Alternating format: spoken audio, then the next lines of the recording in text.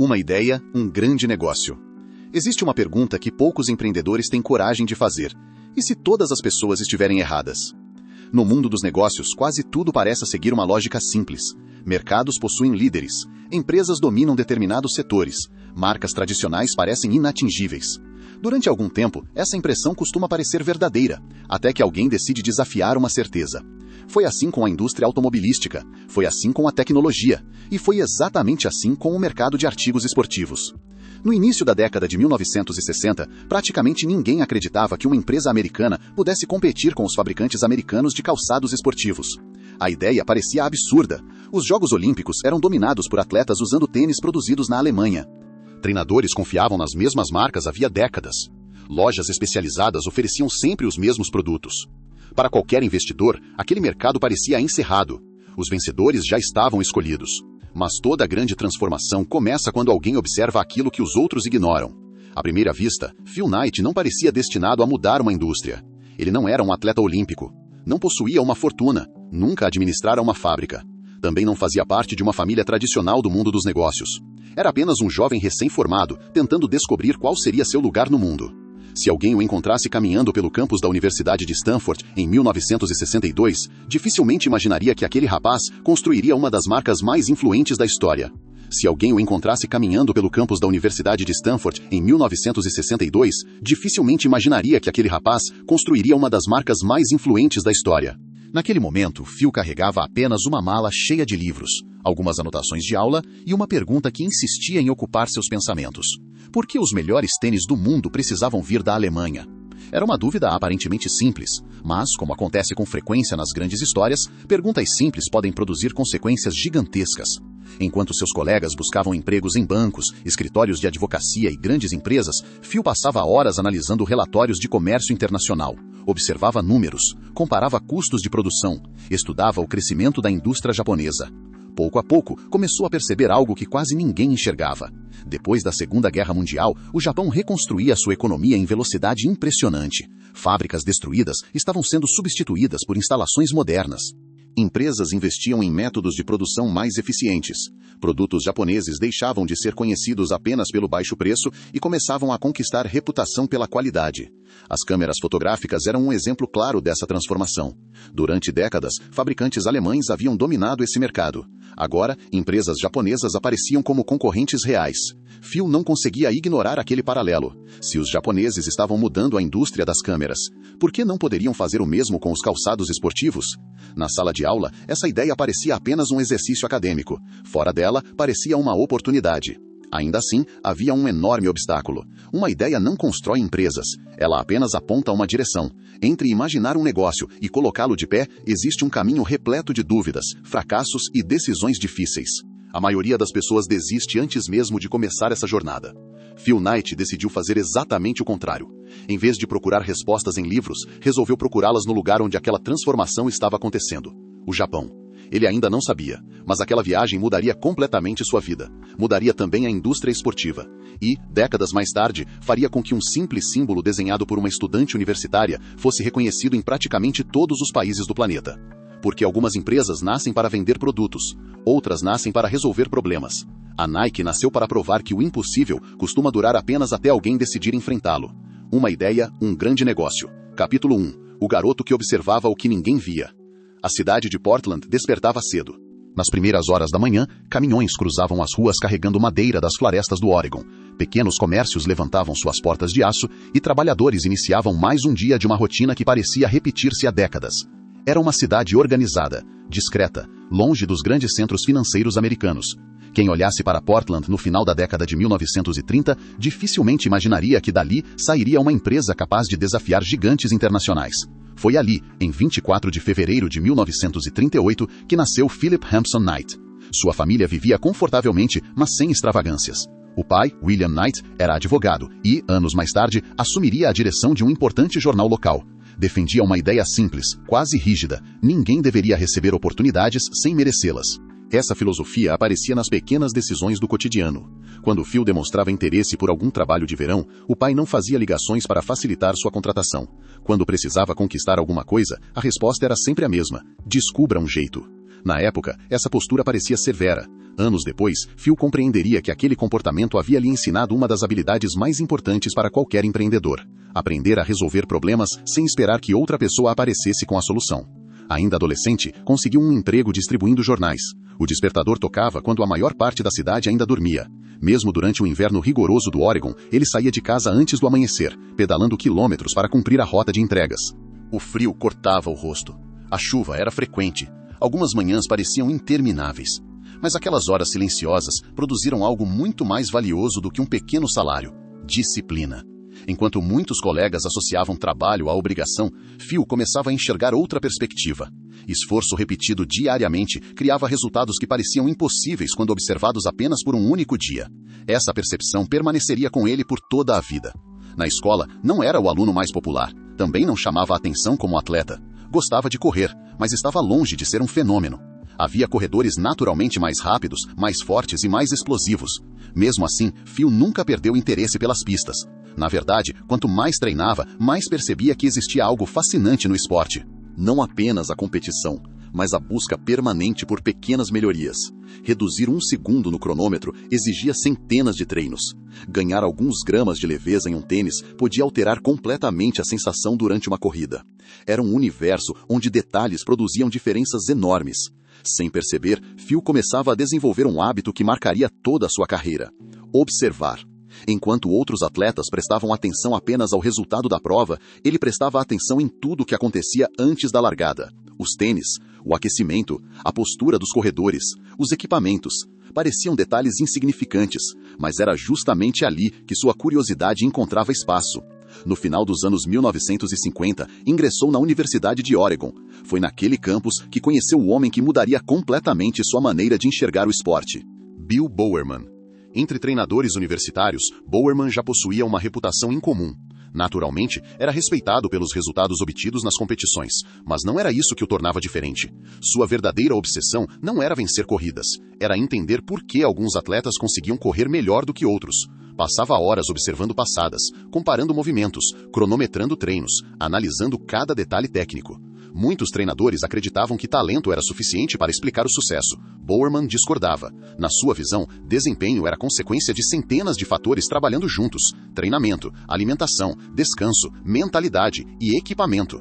Era justamente esse último ponto que despertava sua curiosidade. Os tênis disponíveis no mercado não o satisfaziam. Pareciam pesados demais, pouco flexíveis, mal adaptados às necessidades dos corredores. Sempre que comprava um novo par, dificilmente o utilizava por muito tempo antes de desmontá-lo. Cortava a sola, removia costuras, pesava cada componente separadamente, testava materiais diferentes, depois montava tudo outra vez. Não fazia isso por hobby, fazia porque acreditava sinceramente que um atleta jamais deveria desperdiçar energia carregando um equipamento mal projetado. Quando Phil viu aquela cena pela primeira vez, ficou intrigado. Nunca havia conhecido alguém que tratasse um simples tênis com tamanha atenção. Para Bowerman, porém, ele nunca era apenas um tênis, era uma ferramenta, e toda ferramenta poderia ser aperfeiçoada. As conversas entre treinador e atleta tornaram-se frequentes. Falavam sobre corridas, sobre desempenho, sobre psicologia esportiva. Mas, aos poucos, os assuntos ultrapassaram os limites da pista. Discutiam inovação, negócios, mudanças tecnológicas. Bowerman não tinha medo de desafiar ideias tradicionais. Phil também não. Talvez por isso a relação entre os dois evoluísse naturalmente. Sem perceber, estavam construindo uma parceria baseada em uma característica rara. Os dois acreditavam que tradição não era sinônimo de verdade. Só porque determinada empresa dominava um mercado, não significava que continuaria dominando para sempre. Essa maneira de pensar parecia quase filosófica naquele momento, mas alguns anos depois transformaria completamente a indústria esportiva. Ao concluir a graduação, Phil carregava muito mais perguntas do que respostas. Não sabia exatamente qual carreira seguir. Também não imaginava que construiria uma empresa. Entretanto, uma ideia começava a ganhar força. Ainda era pequena, quase invisível. Mas toda grande transformação começa exatamente assim, como um pensamento que se recusa a desaparecer. E, em pouco tempo, uma simples tarefa proposta por um professor da Universidade de Stanford transformaria aquele pensamento em um plano capaz de mudar a história dos negócios. Uma ideia, um grande negócio. Capítulo 2. A ideia que se recusava a desaparecer. No início da década de 1960, os Estados Unidos viviam um período de otimismo. A economia crescia, o consumo aumentava, novas rodovias cruzavam o país, famílias compravam automóveis pela primeira vez e universidades formavam uma geração convencida de que o futuro seria melhor do que o passado. Para milhares de jovens, existia um roteiro quase obrigatório: concluir a faculdade, encontrar um bom emprego, construir uma carreira estável, comprar uma casa, seguir em frente. Phil Knight também poderia ter escolhido esse caminho. Ninguém o criticaria. Pelo contrário. Depois de concluir os estudos na Universidade de Oregon, foi aceito na Stanford Graduate School of Business, uma das escolas de negócios mais respeitadas do mundo. Apenas esse currículo já abriria portas em grandes empresas americanas. Era exatamente o tipo de formação que recrutadores procuravam. Mas havia um detalhe. Phil não conseguia parar de pensar em uma pergunta. Ela voltava durante as aulas, aparecia enquanto caminhava pelo campus, surgia quando lia jornais sobre economia internacional. Por que os melhores tênis do mundo continuavam sendo fabricados na Alemanha? À primeira vista, parecia uma curiosidade sem importância. Mas, para Phil, aquela pergunta escondia algo maior. Os jornais da época dedicavam cada vez mais espaço ao crescimento da indústria japonesa. Empresas como Sony, Nikon e Toyota começavam a conquistar mercados antes dominados por fabricantes europeus e americanos. Ainda eram vistas com desconfiança. Muitos consumidores acreditavam que produtos japoneses jamais alcançariam o mesmo padrão de qualidade das marcas tradicionais. Phil enxergava a situação de maneira diferente. Não observava apenas o presente, observava a direção para onde o mercado caminhava. Se as câmeras japonesas estavam competindo com fabricantes alemães, se automóveis japoneses começavam a chamar atenção pela eficiência, por que isso não aconteceria também com os calçados esportivos? Era uma hipótese, nada mais, mas toda inovação nasce exatamente assim, como uma possibilidade que quase ninguém leva a sério. Foi durante uma disciplina de empreendedorismo que essa hipótese ganhou forma. O professor propôs um exercício simples. Cada aluno deveria desenvolver um plano de negócios baseado em uma oportunidade real de mercado. Enquanto muitos colegas analisavam empresas já consolidadas, Phil decidiu investigar uma ideia que praticamente ninguém discutia. Durante semanas mergulhou em relatórios de importação, comparou custos de fabricação, estudou cadeias de distribuição, pesquisou o crescimento das exportações japonesas. Quanto mais avançava, mais convicto ficava de que existia uma oportunidade escondida diante dos olhos de todos. Ao concluir o trabalho, deu a ele um título que parecia provocar o pensamento dominante da época. Os calçados esportivos japoneses podem fazer com os calçados alemães o que as câmeras japonesas fizeram com as câmeras alemães? Não era apenas um exercício acadêmico. Era um desafio lançado a uma indústria inteira. O professor elogiou a análise. Colegas acharam a proposta interessante. Alguns fizeram perguntas. Outros simplesmente seguiram suas vidas. Para eles, aquele trabalho terminava com a entrega da nota. Para Phil, era o começo de uma obsessão. Durante meses, o texto permaneceu guardado em uma gaveta, mas jamais saiu da sua cabeça. Quanto mais tentava concentrar-se em oportunidades tradicionais de carreira, mais aquela ideia voltava.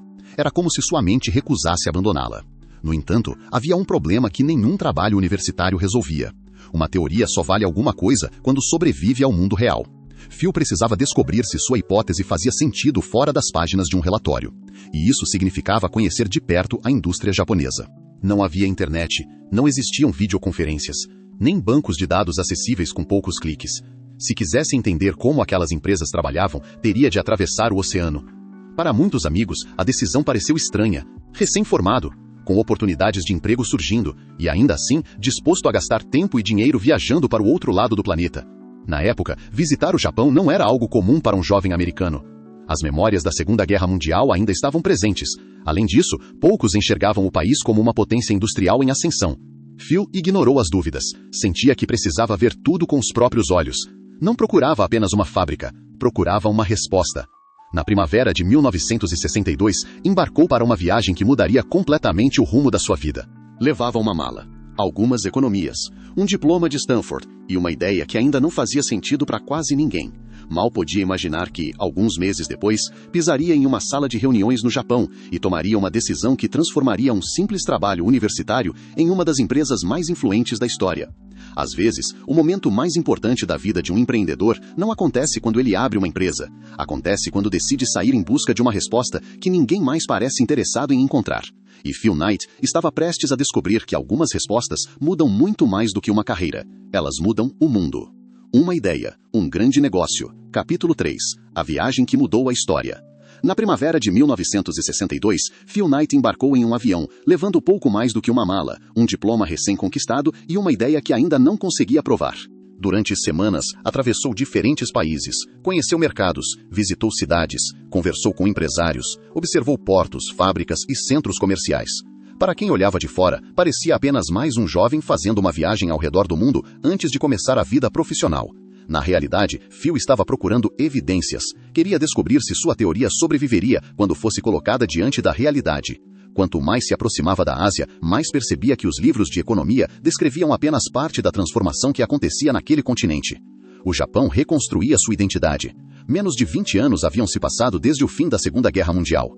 Boa parte do país precisou ser reconstruída praticamente do zero. Cidades destruídas voltavam a crescer. Novas fábricas surgiam.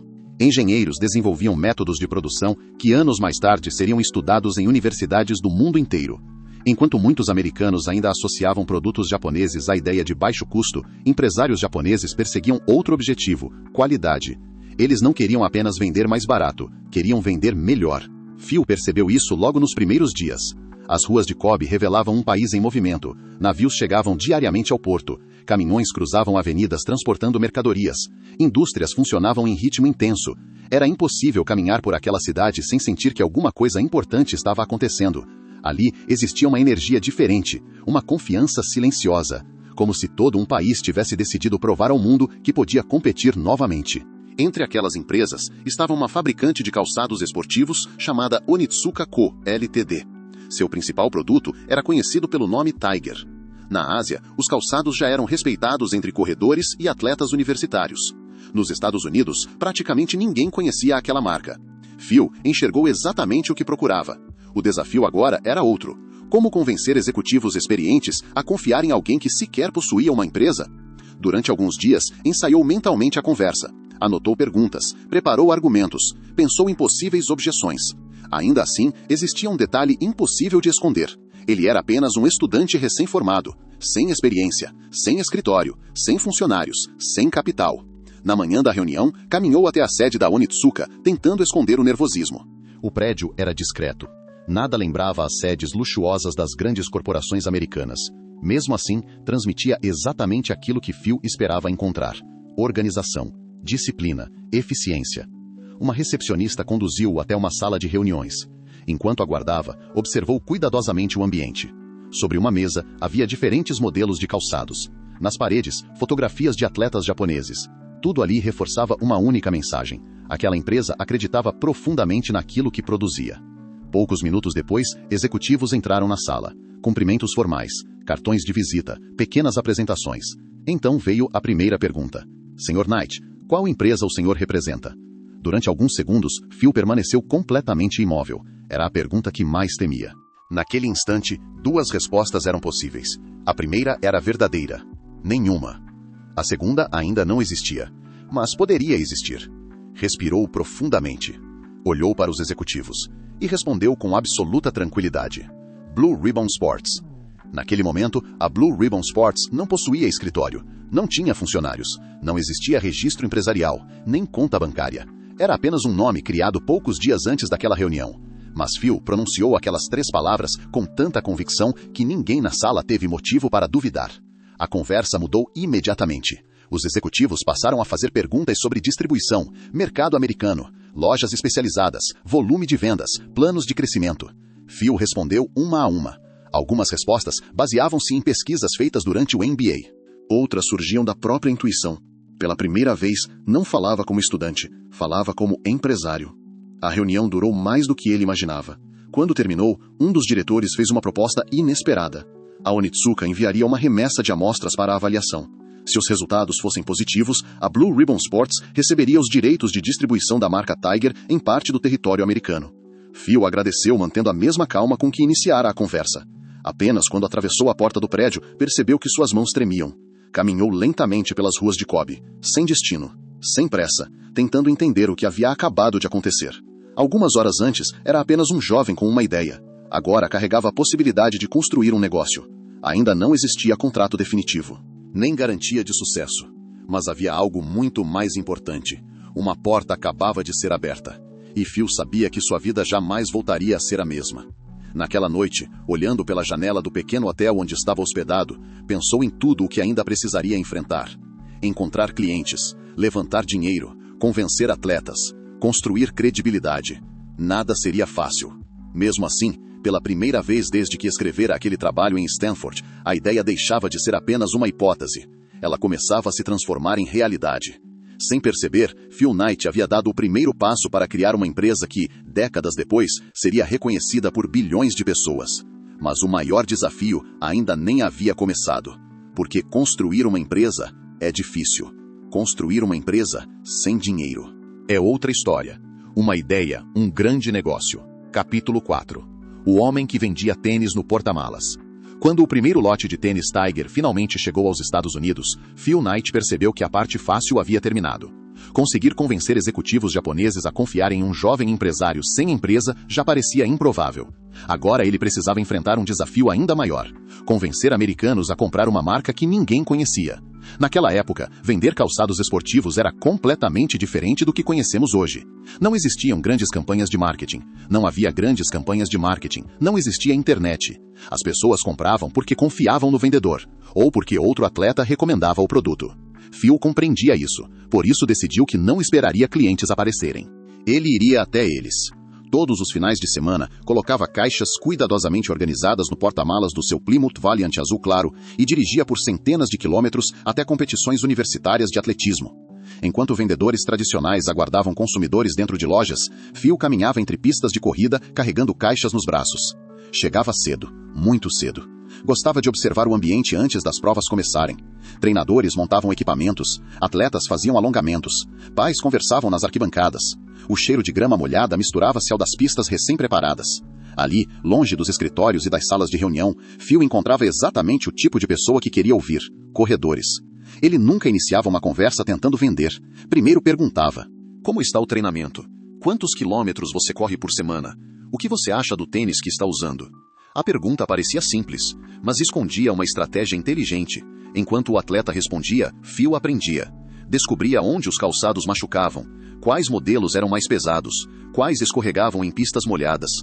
Cada resposta tornava-se informação valiosa. Só então ele abria o porta-malas. Dentro dele não existia uma vitrine sofisticada, nem iluminação especial, nem cartazes chamativos, apenas caixas de papelão perfeitamente alinhadas. Para muitos, aquilo parecia improvisado. Para Phil, era suficiente. Os primeiros clientes examinavam os tênis com curiosidade, viravam a sola, apertavam o couro, comparavam o peso com os modelos que já conheciam. Alguns agradeciam e iam embora. Outros experimentavam. Era nesse momento que Phil prestava mais atenção. Quando um corredor dava os primeiros passos usando um Tiger, quase sempre acontecia a mesma coisa. Ele parava, olhava novamente para os próprios pés, dava mais alguns passos. Depois, sorria discretamente. O tênis era mais leve do que esperava. A sola parecia responder melhor ao contato com a pista. O encaixe transmitia firmeza. Não era magia, era engenharia. Phil raramente precisava insistir na venda. Quando o produto realmente resolvia um problema, o próprio atleta fazia o restante do trabalho. Poucos dias depois, outro corredor aparecia dizendo: meu treinador falou que você estaria aqui.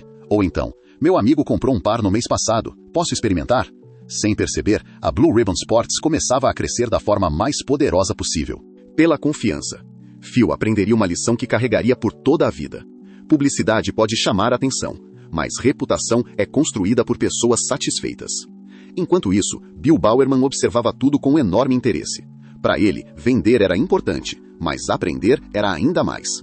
Depois de cada competição, perguntava aos atletas exatamente como os tênis haviam se comportado, onde apertavam, onde faltava estabilidade, como reagiam durante curvas, quais partes apresentavam desgaste primeiro.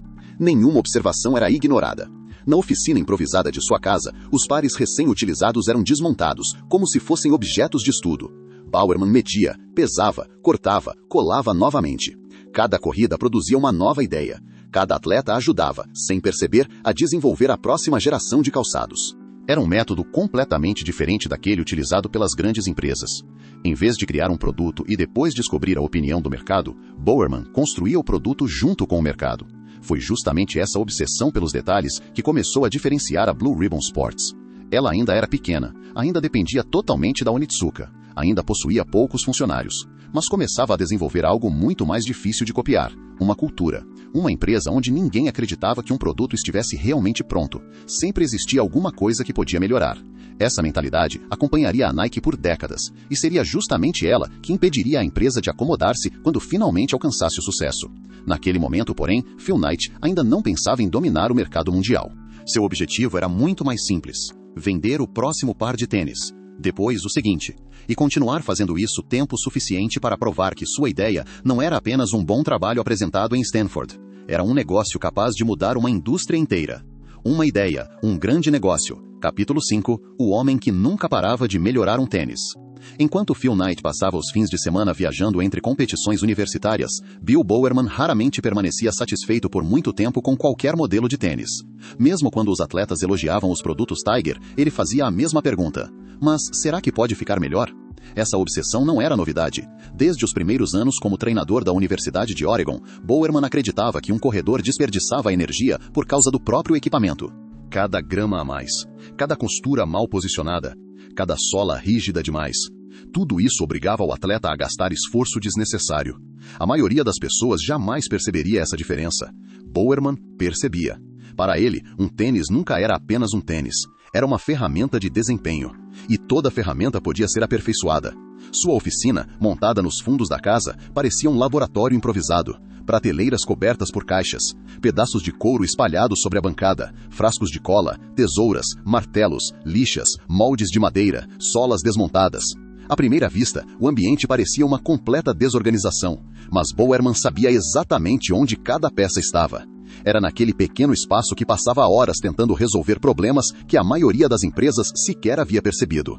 Enquanto concorrentes perguntavam, como podemos vender mais? Bowerman perguntava, como podemos fazer um atleta correr melhor? Era uma diferença de filosofia, e, anos depois, essa diferença separaria a Nike de praticamente todos os seus concorrentes. Phil costumava visitar aquela oficina sempre que podia. Gostava de observar o antigo treinador trabalhando. Em muitos momentos, Bowerman nem levantava os olhos, continuava cortando borracha, pesando materiais, rabiscando pequenos desenhos em folhas já manchadas de cola. Às vezes, passava uma tarde inteira tentando reduzir apenas alguns gramas de um modelo. Para qualquer outra pessoa, aquilo pareceria exagero. Para Bowerman, era exatamente ali que se escondiam as vantagens competitivas.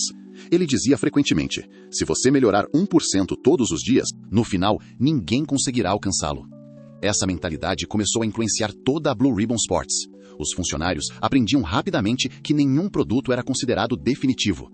Mesmo depois de lançado, continuava sendo analisado. As observações dos corredores eram registradas. Treinadores enviavam cartas. Representantes comerciais voltavam das viagens trazendo anotações.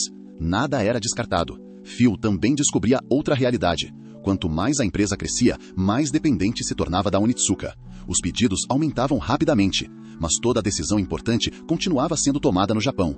Se uma remessa atrasasse, não havia alternativa. Se um modelo deixasse de ser produzido, a Blue Ribbon Sports precisava aceitar. Se a Onitsuka decidisse mudar sua estratégia, o futuro da empresa americana mudaria junto. Essa percepção começou a incomodar Phil profundamente. Durante anos, ele acreditou que estava construindo uma empresa. Agora começava a perceber que talvez estivesse construindo o sucesso de outra companhia. Era uma sensação difícil de aceitar, porque, pela primeira vez, compreendia que o maior risco do negócio não era vender pouco, era depender demais. Naquela época, poucos empresários falavam sobre controle da cadeia de produção, mas Phil já entendia intuitivamente o problema. Uma empresa que não controla seu principal produto nunca controla completamente o próprio destino. Essa ideia voltou com força durante uma viagem ao Japão. Ao visitar novamente a sede da Onitsuka, encontrou um ambiente diferente daquele que conhecera anos antes. Os executivos continuavam educados, os cumprimentos permaneciam formais. Mas o entusiasmo havia diminuído. As reuniões pareciam mais rápidas, as respostas mais vagas. Algumas perguntas eram desviadas, outras permaneciam sem resposta. Phil saiu daquele encontro com uma sensação estranha. Não havia acontecido nenhuma discussão, nenhum contrato fora rompido. Mesmo assim, algo parecia errado. Durante o voo de volta aos Estados Unidos, permaneceu olhando pela janela durante horas. Tentava convencer a si mesmo de que talvez estivesse exagerando, mas havia uma pergunta que insistia em voltar. E se a Onitsuka decidisse seguir sem a Blue Ribbon Sports? Era uma hipótese, apenas isso, mas bastava para tirar seu sono. Na manhã seguinte, encontrou Bill Bowerman na universidade.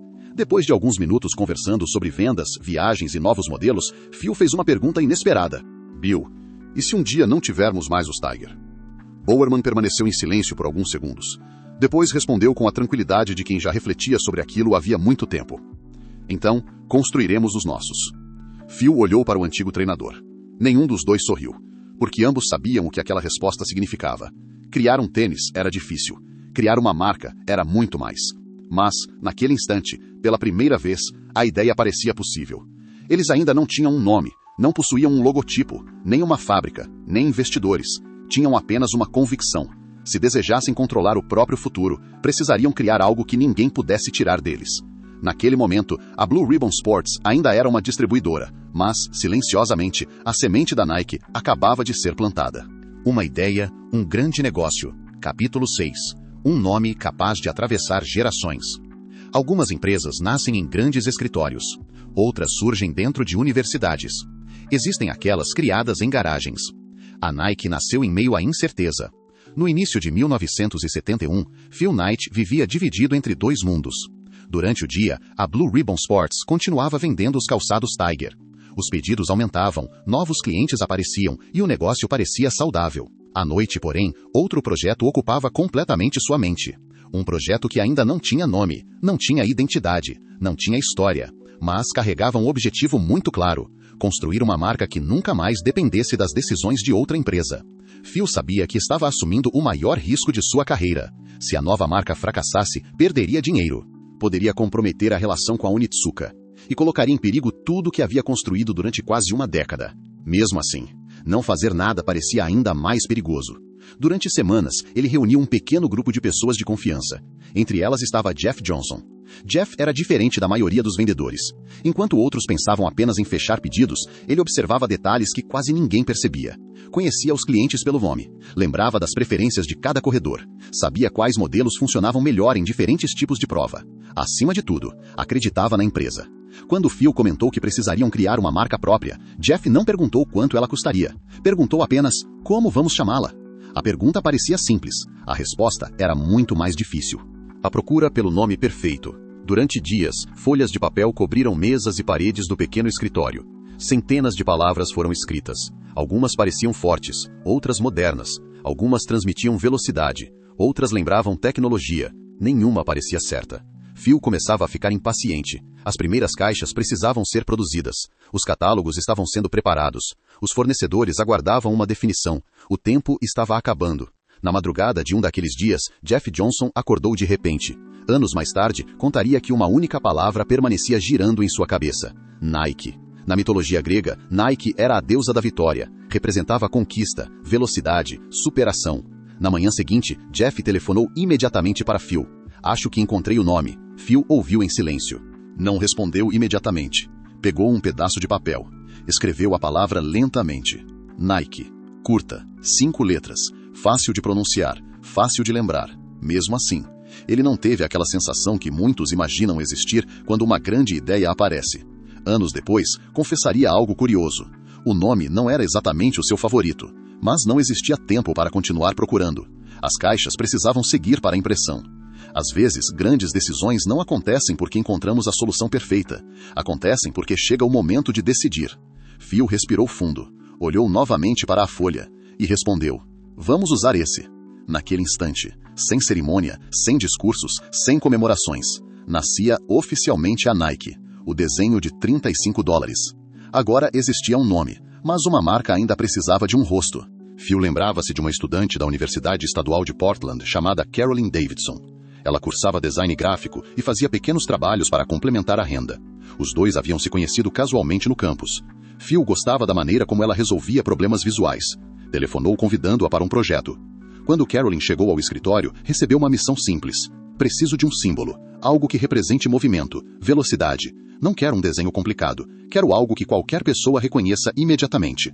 Carolyn passou dias desenhando. Linhas retas, curvas, asas, círculos, símbolos abstratos. Nenhuma proposta parecia convencer totalmente. Até que surgiu um traço diferente. Uma única curva, assimétrica, fluida, com aparência de movimento mesmo quando permanecia parada. Quando apresentou o desenho, o ambiente ficou em silêncio. Phil observou durante alguns segundos. Virou a folha. Olhou novamente. Depois, disse uma frase que se tornaria famosa anos depois. Não posso dizer que adorei, mas talvez aprenda a gostar. Pagou $35 pelo trabalho. Naquele momento, ninguém poderia imaginar que aquele pequeno desenho se transformaria em um dos logotipos mais reconhecidos da história. Décadas mais tarde, quando a Nike já era uma potência global, Phil convidaria Carolyn para uma cerimônia especial, sem que ela soubesse o motivo. Ao entrar na sala, encontrou antigos colegas de trabalho, executivos, amigos. No centro da mesa havia uma pequena caixa. Dentro dela, um anel de ouro com o swoosh gravado e um certificado de ações da Nike. Não era um pagamento. Era um agradecimento. Phil nunca esqueceu que grandes empresas também são construídas por pessoas que quase nunca aparecem nas manchetes. Enquanto Phil construía a identidade da empresa, Bill Bowerman permanecia completamente concentrado em outra missão: criar um tênis que justificasse aquela nova marca. Porque um nome pode despertar curiosidade, um logotipo pode chamar atenção, mas somente um grande produto consegue conquistar confiança. Na pequena oficina montada em sua casa, uma ideia prestes a surgir mudaria para sempre a história da indústria esportiva. E ela começaria durante um café da manhã. Uma ideia, um grande negócio, capítulo 7. A invenção que nasceu em uma cozinha. Na história dos grandes inventores existe um padrão curioso. Muitas das ideias que mudaram o mundo não surgiram dentro de laboratórios milionários. Porque um nome pode despertar curiosidade, um logotipo pode chamar atenção, mas somente um grande produto consegue conquistar confiança. Na pequena oficina montada em sua casa, uma ideia prestes a surgir mudaria para sempre a história da indústria esportiva. E ela começaria durante um café da manhã. Uma ideia, um grande negócio, capítulo 7. A invenção que nasceu em uma cozinha. Elas nasceram em lugares comuns. Uma oficina, uma garagem, uma cozinha. Com Bill Bowerman não foi diferente. Enquanto Phil Knight dedicava seus dias à construção da identidade da nova marca, Bowerman continuava perseguindo uma pergunta que o acompanhava havia décadas: como fazer um corredor gastar menos energia a cada passada? Para ele, o desafio nunca foi fabricar apenas um tênis mais bonito, nem criar um produto mais caro. Seu objetivo era muito mais ambicioso. Queria construir um equipamento que desaparecesse nos pés do atleta. Quanto menos o corredor percebesse o tênis, melhor aquele tênis seria. Essa obsessão transformava sua rotina em um ciclo interminável de experimentos. Praticamente todos os dias, novos protótipos apareciam sobre sua bancada. Alguns pareciam promissores, outros iam diretamente para o lixo. Nenhum fracasso era desperdiçado. Cada erro ensinava alguma coisa. Bowerman dizia que um produto ruim também tinha valor. Ele mostrava exatamente qual caminho não deveria ser seguido. Foi numa manhã tranquila, durante o café da manhã com sua esposa Bárbara, que aconteceu um daqueles momentos impossíveis de planejar. Enquanto conversavam, Bowerman observava a máquina de waffle sobre a mesa. O cheiro do café preenchia a cozinha. A chapa de ferro fechava lentamente, imprimindo pequenos quadrados na massa. Qualquer outra pessoa enxergaria apenas o café da manhã. Bowerman viu outra coisa. Passou alguns segundos olhando fixamente para aquele desenho. Pequenos blocos, espaços regulares, contato distribuído de maneira uniforme. Seu cérebro começou imediatamente a fazer conexões. E se aquele padrão fosse reproduzido na sola de um tênis? Talvez aumentasse a tração. Talvez reduzisse o peso. Talvez proporcionasse aderência sem acrescentar volume. A ideia parecia simples, mas toda grande inovação costuma parecer simples depois que alguém a realiza. Naquele instante, era apenas uma hipótese. Bowerman terminou o café praticamente em silêncio. Pegou algumas anotações, foi direto para a oficina. Ali começou uma sequência de experiências que duraria semanas. Preparou moldes improvisados, misturou diferentes compostos de borracha, controlou temperaturas, mudou espessuras, testou densidades.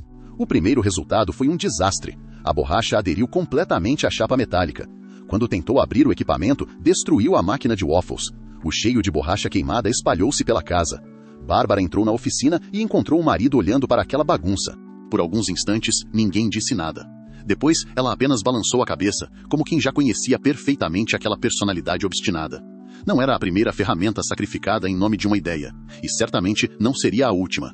Bowerman não ficou frustrado. Ao contrário, o fracasso confirmava que a ideia merecia uma segunda tentativa.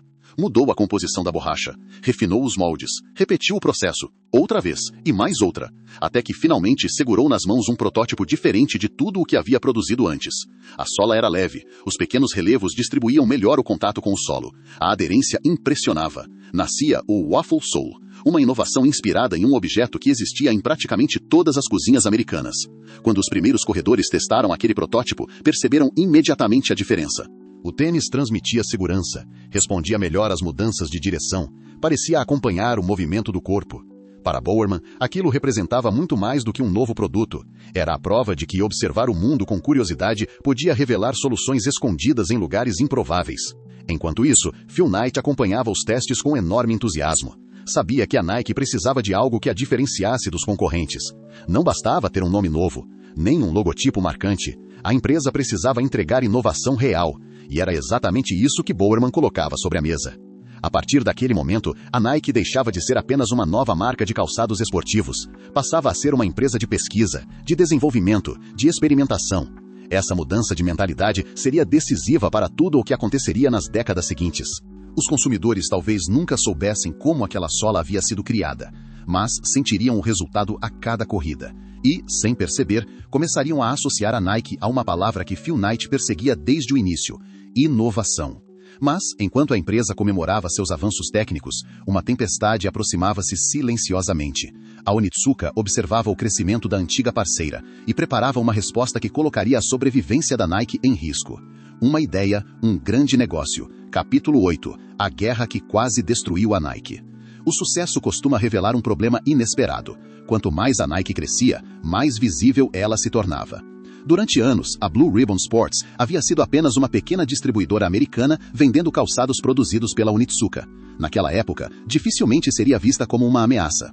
Mas agora a situação era diferente.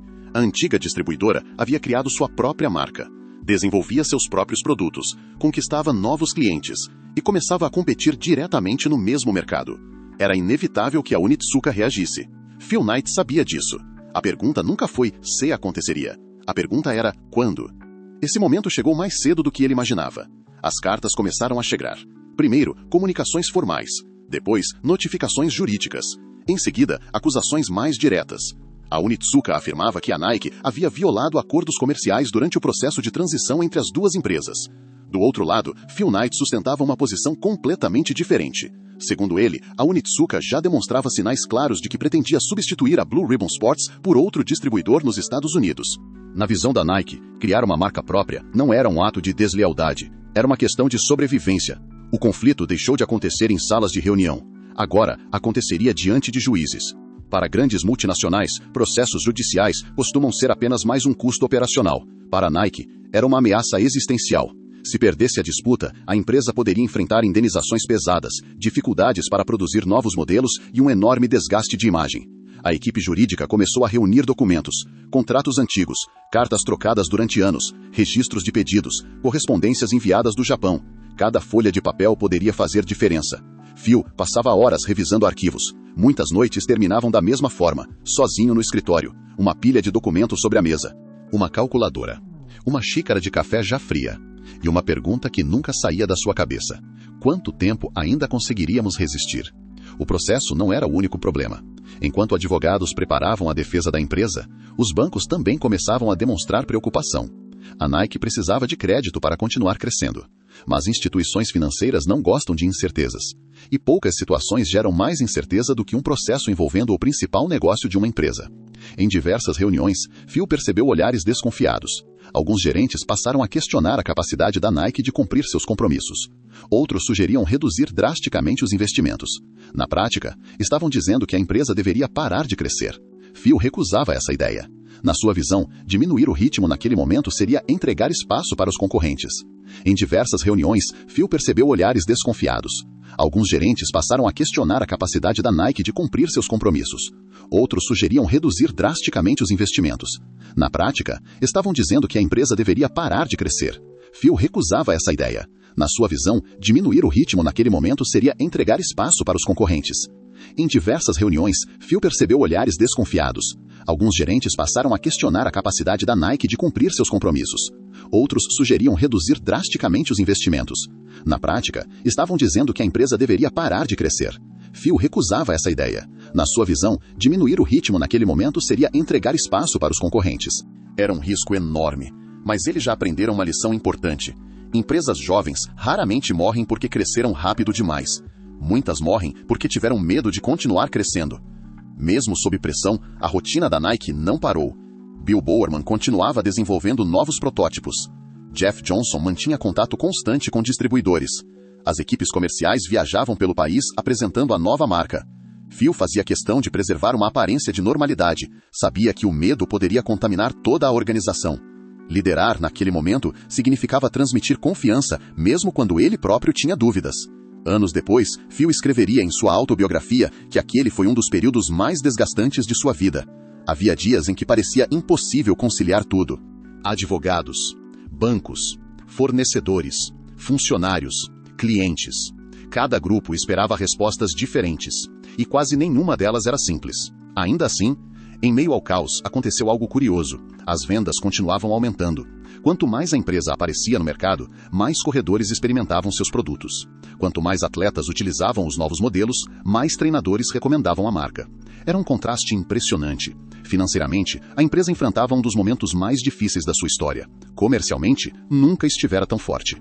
Foi então que Phil percebeu algo que mudaria sua forma de liderar. Crises não interrompem empresas extraordinárias. Elas revelam se essas empresas realmente merecem sobreviver. Depois de meses de disputas, audiências e negociações, a Nike conseguiu superar aquele período sem perder sua capacidade de crescer. A empresa saía daquela batalha diferente, mais madura, mais preparada, mais independente. Mas, enquanto Phil comemorava discretamente a sobrevivência da Nike, outro acontecimento, completamente fora dos tribunais, começava a transformar o comportamento de milhões de americanos. As pessoas estavam descobrindo o prazer de correr e, sem perceber, elas estavam prestes a criar o maior mercado que a Nike já conhecera. Uma ideia, um grande negócio, capítulo 9, quando a América começou a correr. No início da década de 1970, algo curioso começou a acontecer nos Estados Unidos. Todas as manhãs, antes do nascer do sol, parques anticivenciosos passaram a receber visitantes inesperados. Não eram atletas profissionais, não eram militares, nem estudantes universitários treinando para competições. Eram pessoas comuns. Homens de terno que corriam antes de ir para o escritório. Donas de casa tentando melhorar a saúde. Professores, médicos, estudantes. Pais levando os filhos para andar de bicicleta enquanto percorriam alguns quilômetros correndo. Parecia um detalhe, mas era o começo de uma transformação cultural. Até poucos anos antes, correr era visto como uma atividade quase exclusiva de atletas. Quem saía para correr pelas ruas frequentemente ouvia brincadeiras. Alguns motoristas diminuíam a velocidade apenas para perguntar: está treinando para alguma competição? Outros brincavam: está fugindo de alguém? A ideia de correr simplesmente por prazer ainda era estranha para grande parte da população, mas a ciência começava a mudar essa percepção. Pesquisas publicadas ao longo dos anos 1960 mostravam uma relação cada vez mais clara entre a atividade física regular e a redução do risco de doenças cardiovasculares. Livros sobre qualidade de vida ganhavam espaço nas livrarias. Programas de televisão falavam sobre hábitos saudáveis. Pela primeira vez, milhões de americanos passaram a enxergar a corrida não como um esporte de elite, mas como uma forma de cuidar da própria saúde. Enquanto muitos fabricantes de artigos esportivos demoravam a perceber essa mudança, havia alguém que a compreendia perfeitamente: Bill Bowerman. Muito antes de o fenômeno ganhar força, Bowerman já defendia que correr deveria ser uma atividade acessível a qualquer pessoa. Durante uma viagem à Nova Zelândia, ele conheceu grupos que praticavam corrida recreativa regularmente, não buscavam medalhas, nem recordes, corriam porque se sentiam melhor. A experiência o impressionou profundamente. Ao retornar aos Estados Unidos, decidiu compartilhar aquela ideia. Em parceria com o cardiologista Waldo Harris, escreveu o livro Jogging. Publicado em 1967, o livro apresentava uma mensagem simples, porém revolucionária para a época. Você não precisava ser um atleta para correr. Não precisava vencer ninguém. O único adversário era você mesmo. A obra tornou-se um sucesso inesperado. Clubes de corrida surgiram em diversas cidades americanas. Pessoas que jamais haviam pensado em praticar esportes começaram a dar seus primeiros passos. Sem perceber, Bowerman ajudava a construir exatamente o mercado que, anos depois, impulsionaria a Nike. Phil Knight observava tudo aquilo com enorme atenção. Durante muito tempo, a empresa havia desenvolvido produtos pensando em corredores de alto rendimento. Agora, uma oportunidade muito maior surgia diante de seus olhos. O novo consumidor não queria bater recordes olímpicos. Queria sentir-se saudável. Queria terminar uma corrida de 5 quilômetros. Queria perder peso, dormir melhor, ter mais energia. A Nike compreendeu que precisava conversar com esse público. Não bastava fabricar tênis para campeões. Era necessário fabricar tênis para qualquer pessoa disposta a sair do sofá. Essa mudança de visão alterou profundamente a empresa. As campanhas tornaram-se mais humanas. Os testes passaram a incluir corredores amadores. Os produtos deixaram de atender apenas atletas universitários e começaram a alcançar famílias inteiras. Era uma revolução silenciosa. Enquanto Adidas e Puma continuavam fortemente associadas ao esporte competitivo, a Nike aproximava-se do cotidiano das pessoas. Essa diferença parecia pequena. Na prática, mudaria completamente o tamanho do mercado.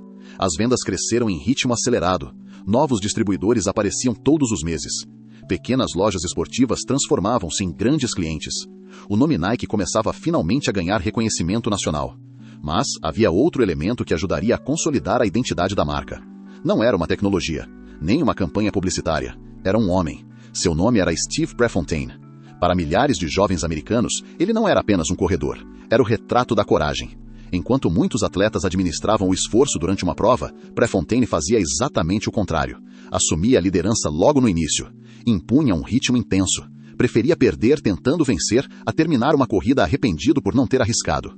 Essa postura fascinava o público. As arquibancadas lotavam para vê-lo correr.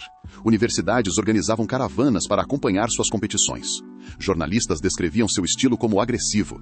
Seus adversários sabiam que enfrentariam alguém disposto a levar o próprio corpo ao limite. Bill Bowerman conhecia aquele espírito melhor do que ninguém. Havia treinado Prefontaine na Universidade de Oregon. Conhecia suas qualidades, mas também seus defeitos. Sabia que Steve raramente aceitava fazer uma corrida conservadora. E talvez fosse exatamente isso que o tornasse tão especial. Para a Nike, Prefontaine representava muito mais do que um atleta patrocinado.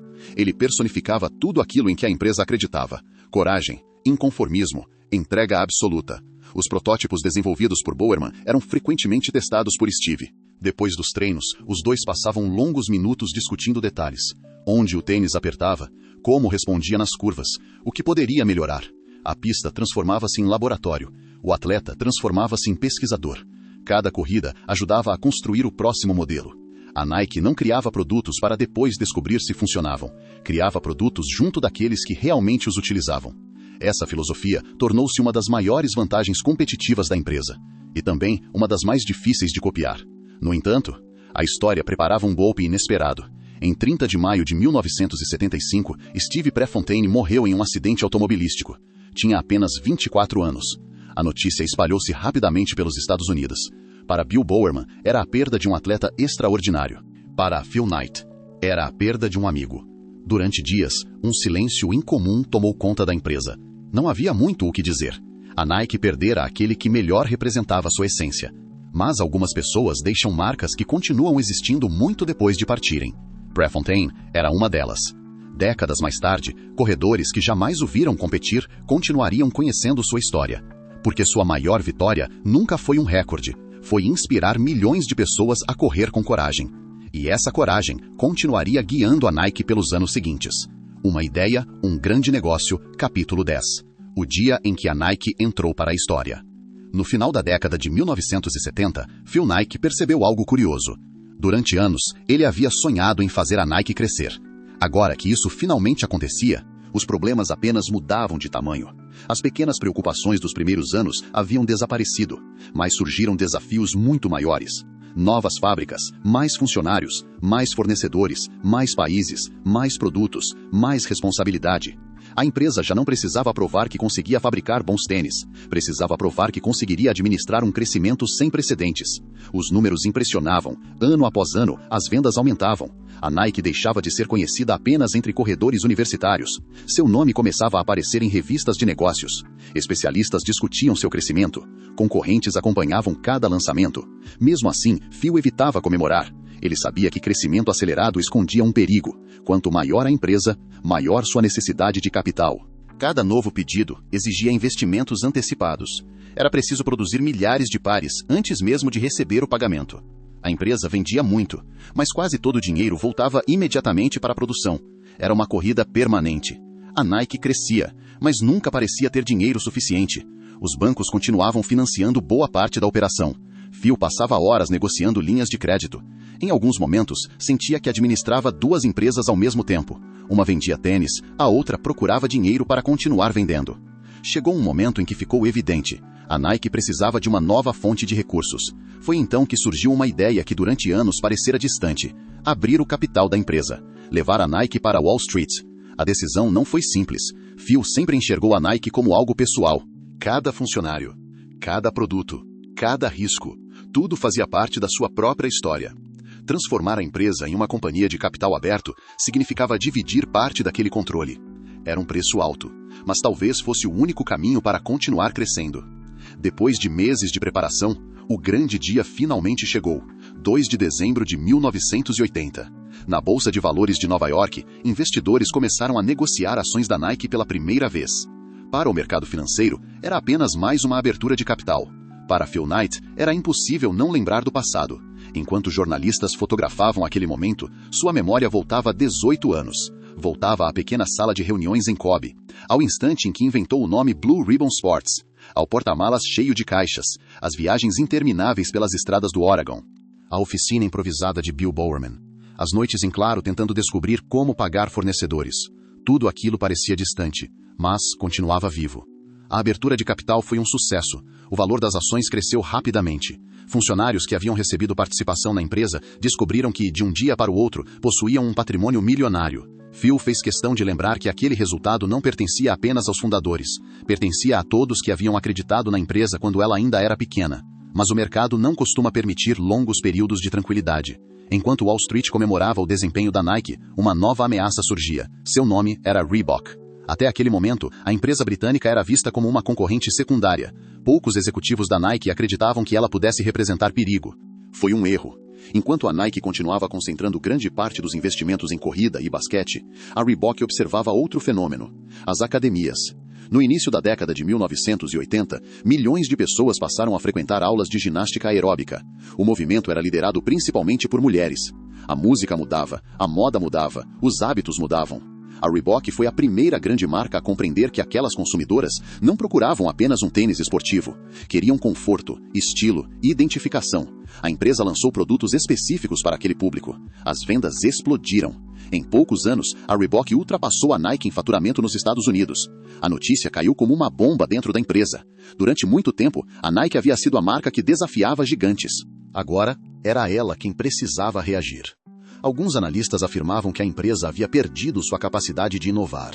Outros diziam que seu melhor momento havia ficado para trás. Phil Knight escutava todas essas análises, em silêncio.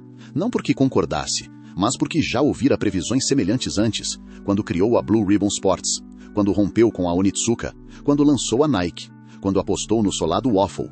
Sempre existiria alguém dizendo que era impossível. Na verdade, a empresa ainda não havia tomado a decisão mais importante de sua história.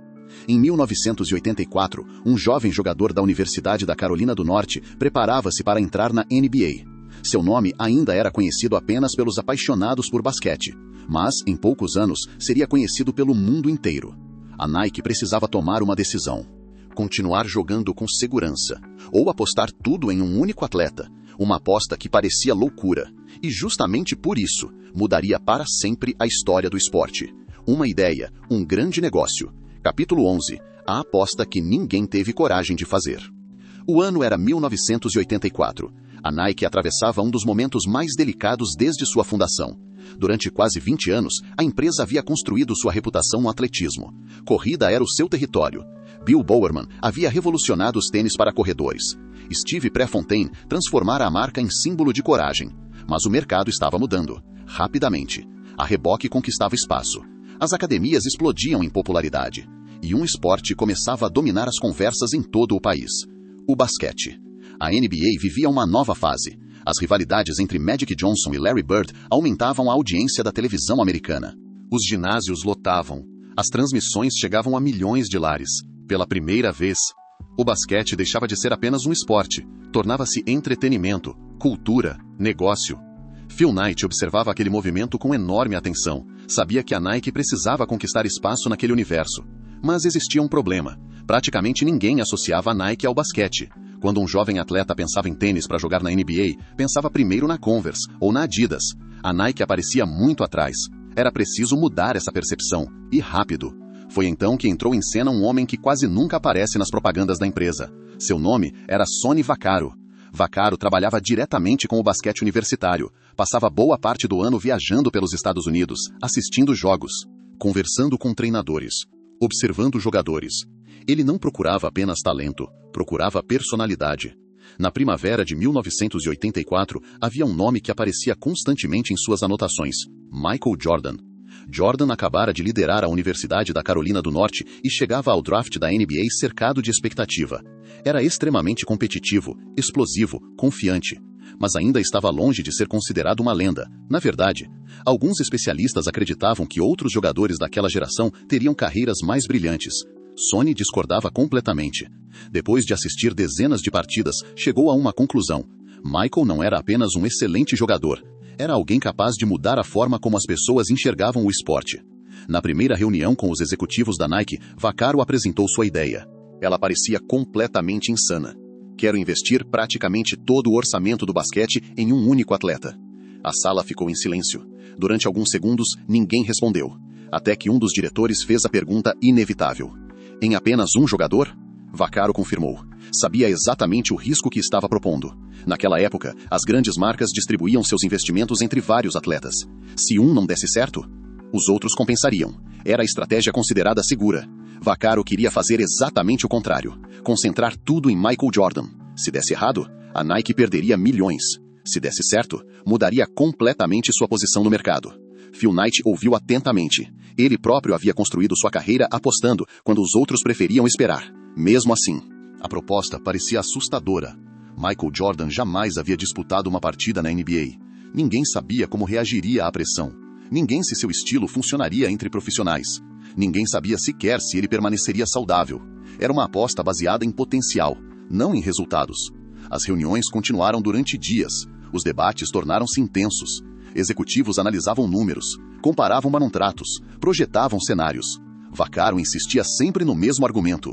Não estamos comprando estatísticas, estamos apostando em alguém capaz de mudar uma geração. Finalmente, Phil tomou sua decisão. A Nike faria a oferta, mas convencer Michael seria outro desafio. O jovem jogador nunca escondeu sua admiração pela Adidas. Desde a adolescência sonhava usar os tênis da marca alemã. A Converse também parecia um destino natural.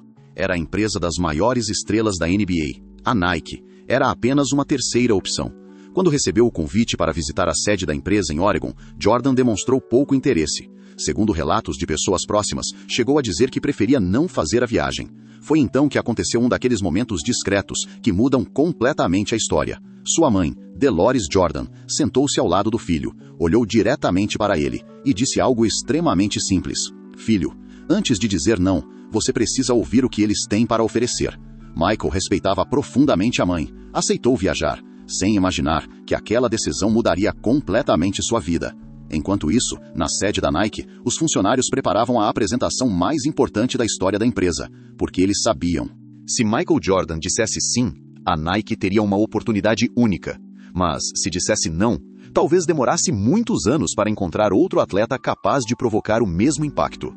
Naquela manhã, ninguém conseguia esconder a ansiedade, porque algumas reuniões mudam empresas, outras mudam a história. Uma ideia, um grande negócio. Capítulo 12. O homem que disse sim. Na manhã em que Michael Jordan chegou à sede da Nike, em Beaverton, Oregon, ninguém sabia exatamente o que esperar. Os funcionários haviam preparado aquela apresentação durante semanas. Pesquisaram sua trajetória, assistiram aos seus jogos, estudaram sua personalidade, analisaram seu estilo dentro e fora da quadra. Mas existia uma pergunta para a qual ninguém tinha resposta. O que realmente convenceria Michael Jordan? Do lado de fora, o campus da Nike ainda estava longe de se parecer com a gigantesca sede que existe hoje. Era uma empresa em crescimento, mas ainda carregava o espírito dos primeiros anos. Corredores simples, salas de reunião sem luxo, funcionários que conheciam uns aos outros pelo nome. Nada ali lembrava uma multinacional. Talvez fosse justamente essa simplicidade que tornasse o ambiente diferente. Michael entrou acompanhado de seus pais, James e Delores Jordan, além de seu agente, David Falk. Phil Knight fez questão de recebê-los pessoalmente. Não queria que aquela reunião parecesse uma negociação comum, porque não era. Enquanto caminhavam pelos corredores, Michael observava discretamente os produtos expostos. Tênis de corrida, protótipos, fotografias de atletas. Era impossível não perceber uma característica. A Nike respirava esporte, não apenas negócios. Na sala de apresentação, Sonny Vaccaro assumiu a palavra. Ele não começou falando sobre dinheiro. Também não falou sobre contratos. Falou sobre visão. Explicou que a Nike acreditava que Michael poderia se tornar o rosto de uma nova geração. Não queriam apenas patrocinar um atleta, queriam construir algo ao lado dele. Naquela época, essa ideia era praticamente revolucionária. As grandes marcas assinavam contratos de patrocínio. A Nike queria criar uma identidade completa em torno de um único jogador. Era um conceito novo, arriscado e extremamente caro. Os executivos mostraram desenhos, protótipos, esboços de campanhas. Explicaram como imaginavam o futuro. Enquanto outras empresas prometiam apenas um contrato, a Nike apresentava um projeto. Michael permaneceu praticamente em silêncio durante toda a reunião. Observava cada detalhe, fazia poucas perguntas. Era difícil descobrir o que realmente estava pensando. Quando a apresentação terminou, chegou o momento decisivo. David Falk abriu a pasta com os documentos. Ali estava a proposta da Nike. 5 anos de contrato. Um salário garantido, participação nas vendas dos produtos ligados ao seu nome, e um investimento em marketing muito superior ao que qualquer outra empresa estava oferecendo. Era uma oferta extraordinária para um novato da NBA. Mesmo assim, dinheiro não era o único fator. Michael ainda gostava da Adidas, continuava admirando seus produtos. Por alguns instantes, ninguém falou. O silêncio parecia interminável. Foi Dolores Jordan quem o interrompeu. Ela olhou para o filho e disse calmamente: Michael, no fim das contas, você precisa escolher quem acredita em você, antes mesmo de um mundo acreditar. A frase ficou gravada na memória de todos que estavam naquela sala. Porque era exatamente isso que diferenciava a Nike. Ela não estava comprando um campeão, estava apostando que aquele jovem se tornaria um. Pouco tempo depois, Michael Jordan assinou o contrato. As assinaturas levaram apenas alguns segundos, mas mudariam décadas da história do esporte. Naquele instante, nem Phil Knight, nem Sonny Vaccaro, nem David Falk, nem o próprio Michael Jordan conseguiam imaginar o que acabara de acontecer, porque aquele contrato não criava apenas uma parceria, criava um novo modelo de negócio. Pela primeira vez, uma empresa apostava que um atleta poderia transformar-se em uma marca, e essa ideia mudaria completamente a indústria esportiva. O nascimento do Air Jordan. Assim que o contrato foi concluído, a equipe de desenvolvimento iniciou um projeto tratado quase como uma missão secreta.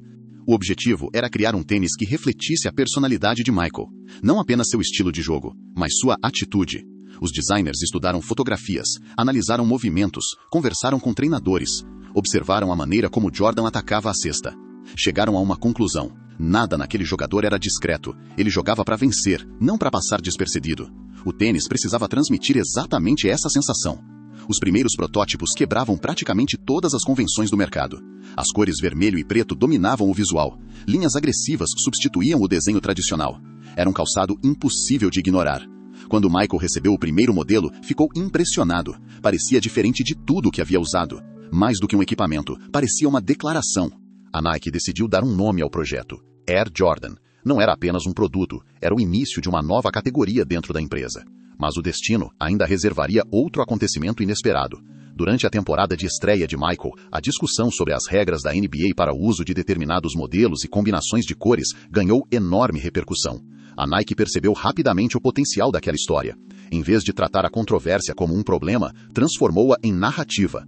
A mensagem era simples: se um tênis conseguia chamar tanta atenção dentro da quadra, imagine o impacto que teria fora dela. A campanha despertou curiosidade em todo o país. Pessoas que nunca haviam assistido a um jogo da NBA queriam conhecer o Air Jordan. Lojas começaram a receber ligações antes mesmo do lançamento oficial. Distribuidores aumentavam seus pedidos. Os primeiros pares chegaram às prateleiras e desapareceram rapidamente. Filas formavam-se do lado de fora das lojas. Jovens economizavam durante meses para comprar um único par. Pela primeira vez, um tênis deixava de ser apenas um artigo esportivo, transformava-se em objeto de desejo. Naquele momento, a Nike compreendeu que havia deixado de vender somente desempenho. Agora, vendia identidade. E essa descoberta mudaria tudo. Uma ideia, um grande negócio. Capítulo 13. Quando a Nike deixou de vender tênis e passou a vender sonhos. Quando o Air Jordan chegou às lojas em 1985, poucos imaginavam que aquele lançamento mudaria para sempre a indústria esportiva. Nem mesmo a Nike. A empresa acreditava que o modelo venderia bem. Mas o que aconteceu nos meses seguintes ultrapassou qualquer previsão feita por seus executivos. Naquele momento, as primeiras remessas desapareceram rapidamente das prateleiras. Lojas pediam novos estoques antes mesmo de receberem os pedidos anteriores. Consumidores viajavam para outras cidades apenas para encontrar um par disponível. Em algumas regiões dos Estados Unidos, jovens passavam a madrugada em filas na esperança de comprar o tênis antes que acabasse. Aquilo nunca havia acontecido naquela escala. Pela primeira vez, um calçado esportivo deixava de ser comprado apenas pela sua função. As pessoas não adquiriam apenas um tênis, compravam um símbolo, uma identidade, um pedaço da história que estava sendo escrita nas quadras da NBA. Michael Jordan transformava cada partida em um espetáculo. Seu estilo era diferente, atacava a cesta sem medo, saltava onde outros jogadores hesitavam, errava, acertava. Caía, levantava, nunca parecia satisfeito. Cada vitória aumentava sua confiança. Cada derrota alimentava sua determinação. Era exatamente essa personalidade que a Nike desejava transmitir. O Air Jordan não prometia transformar ninguém em um grande jogador, mas fazia o consumidor sentir que carregava nos pés um pouco daquela mentalidade. Era uma conexão emocional, muito mais poderosa do que qualquer anúncio. Phil Knight observava tudo com uma mistura de orgulho e surpresa. Durante décadas, acreditara que o sucesso da Nike dependeria apenas da qualidade dos seus produtos. Agora, descobria algo ainda mais importante. As pessoas não escolhiam marcas apenas por desempenho. Escolhiam marcas pelas histórias que elas representavam. Essa descoberta mudou definitivamente a empresa. A Nike passou a investir ainda mais em atletas que inspiravam pessoas. Não bastava vencer, era preciso representar valores, superação, coragem, disciplina, determinação. Cada campanha publicitária deixava de mostrar apenas produtos, passava a contar histórias de derrotas, de recomeços, de pessoas comuns enfrentando desafios extraordinários. Foi nesse contexto que, em 1988, nasceu uma campanha destinada a atravessar gerações. Just Do It. 3 palavras, nenhuma promessa, nenhuma explicação, apenas um convite. Comece, dê o primeiro passo, pare de esperar o momento perfeito.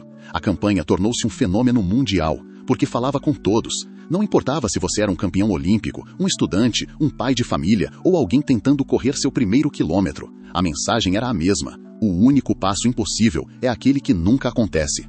Enquanto isso, a Nike expandia suas operações para a Europa, Ásia, América Latina e, pouco depois, praticamente todos os continentes. Novos centros de pesquisa foram construídos. Engenheiros passaram a trabalhar ao lado de médicos, fisiologistas e especialistas em biomecânica. Cada novo produto era resultado de milhares de horas de testes. A empresa já não competia apenas pelo mercado, competia pela inovação. Ao longo dos anos, novos ídolos passaram a vestir o sush, tênis, futebol, golfe, atletismo, basquete. Cada esporte acrescentava um novo capítulo à história da marca. Mas, curiosamente, Phil Knight continuava administrando a empresa da mesma maneira que aprendera nos primeiros anos. Visitava equipes, conversava com funcionários, perguntava o que poderia melhorar. Jamais acreditou que o sucesso fosse permanente. Em reuniões internas, repetia uma ideia que se tornaria parte da cultura da Nike. Se ainda estamos satisfeitos com o que fizemos ontem, significa que alguém está trabalhando para nos superar amanhã. Era uma filosofia simples, mas extremamente difícil de praticar. Talvez por isso a Nike tenha permanecido relevante durante tantas décadas, porque nunca tratou o sucesso como uma linha de chegada, tratou-o como um ponto de partida. No início dos anos 2000, o sushi já era reconhecido em praticamente qualquer lugar do planeta. Não importava o idioma, nem o país, nem a cultura. Aquele pequeno traço curvo havia se tornado um dos símbolos mais conhecidos do mundo. Tudo isso começou muito antes do Air Jordan, muito antes do Just Do It, muito antes da Bolsa de Valores. Começou quando um estudante decidiu acreditar em uma ideia que quase ninguém levava a sério. Uma ideia que atravessou oceanos, sobreviveu a dívidas, enfrentou processos judiciais, resistiu à desconfiança e transformou uma pequena distribuidora em uma das empresas mais influentes da história. Mas talvez o maior legado da Nike nunca tenha sido um tênis, nem um slogan, nem um atleta. Seu maior legado foi provar que inovação não nasce do conforto, nasce da inquietação, da coragem de desafiar aquilo que todos consideram definitivo. E essa coragem continua sendo a verdadeira marca registrada da Nike. Se você olhar apenas para os números, verá uma empresa avaliada em centenas de bilhões de dólares, presente em praticamente todos os países do mundo e associada a alguns dos maiores atletas da história. Mas os números contam apenas parte da história. A verdadeira origem da Nike não está em Wall Street, nem em um estádio lotado, nem em uma campanha publicitária. Ela começa em uma sala de aula de Stanford, onde um estudante escreveu uma pergunta que ninguém levou muito a sério. Continua em uma viagem ao Japão feita com mais curiosidade do que dinheiro. Passa pelo porta-malas de um carro estacionado ao lado de pistas de atletismo. Pela oficina improvisada de um treinador que acreditava que um tênis sempre podia ser melhor. Pelas dúvidas de um empreendedor que muitas vezes não sabia se conseguiria pagar a próxima remessa. E chega a milhões de pessoas que, décadas depois, talvez nunca tenham ouvido falar de Phil Knight. Essa é a ironia das grandes empresas. O mundo conhece seus logotipos, mas quase nunca conhece as pessoas que os imaginaram. Talvez essa seja a maior lição dessa história. Grandes marcas não nascem grandes. Elas crescem porque alguém continua trabalhando quando ainda não existem aplausos. Porque alguém insiste quando os resultados demoram. Porque alguém escolhe avançar mesmo sem enxergar o caminho completo. Talvez essa seja a maior lição dessa história. Grandes marcas não nascem grandes. Elas crescem porque alguém continua trabalhando quando ainda não existem aplausos. Porque alguém insiste quando os resultados demoram.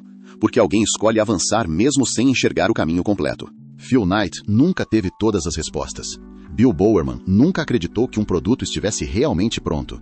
Carolyn Davidson jamais imaginou que um desenho de $35 se tornaria um dos símbolos mais famosos do planeta. Michael Jordan não sabia que assinava um contrato que redefiniria o marketing esportivo. Nenhum deles conhecia o futuro. Mas todos compartilharam uma característica: deram o próximo passo, quando ninguém podia garantir que valeria a pena. Talvez seja por isso que a história da Nike continue inspirando pessoas até hoje, porque ela nunca foi apenas sobre vencer corridas ou vender tênis. Ela sempre foi sobre acreditar que o impossível costuma parecer impossível, até o dia em que alguém decide fazê-lo.